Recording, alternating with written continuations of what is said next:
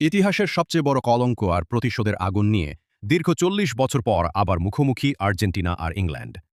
১৯৮৬ সালের মেক্সিকোর সেই তপ্ত দুপুরে ডিয়েগো ম্যারাডোনার হাতের ছোঁয়ায় যে গোলটি হয়েছিল, ইংলিশদের কাছে তা ছিল এক আজীবন লজ্জার ক্ষত। ইতিহাসের পাতায় সেই ঘটনা হ্যান্ড অফ গড নামে পরিচিতি পেলেও ফুটবল প্রেমীদের মনে তা ছিল এক অমীমাংসিত বিতর্কের গল্প। ঠিক ৪০ বছর কেটে গেছে সেই ঐতিহাসিক কোয়ার্টার ফাইনালের পর। সময় এখন ২০২৬ সাল। ভাগ্য আবার দুই চিরপ্রতিদ্বন্দ্বী আর্জেন্টিনা ও ইংল্যান্ডকে এনে দাঁড় করিয়েছে বিশ্বকাপের সেমিফাইনালের মহারণে। সারা বিশ্বের কোটি কোটি ফুটবল সমর্থকের বুকে তখন টান টান উত্তেজনা। একদিকে শক্তিশালী নরওয়েকে বিদায় করে শেষ চারের জায়গা করে নেওয়া প্রত্যয়ী ইংল্যান্ড, আর অন্যদিকে সুইজারল্যান্ডকে ৩-১ গোলে উড়িয়ে সেমিফাইনাল নিশ্চিত করা বর্তমান বিশ্ব চ্যাম্পিয়ন আর্জেন্টিনা। ৪ দশকের সেই বিতর্কিত ইতিহাসের ছায়া যেন আজও তাড়া করে বেড়ায় আর্জেন্টাইন ফুটবলকে।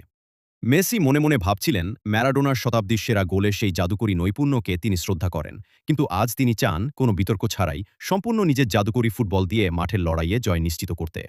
ম্যারাডোনার সেই লজ্জার রেকর্ড মুছে এক বুক গর্ব নিয়ে মাঠ ছাড়তে চান তিনি।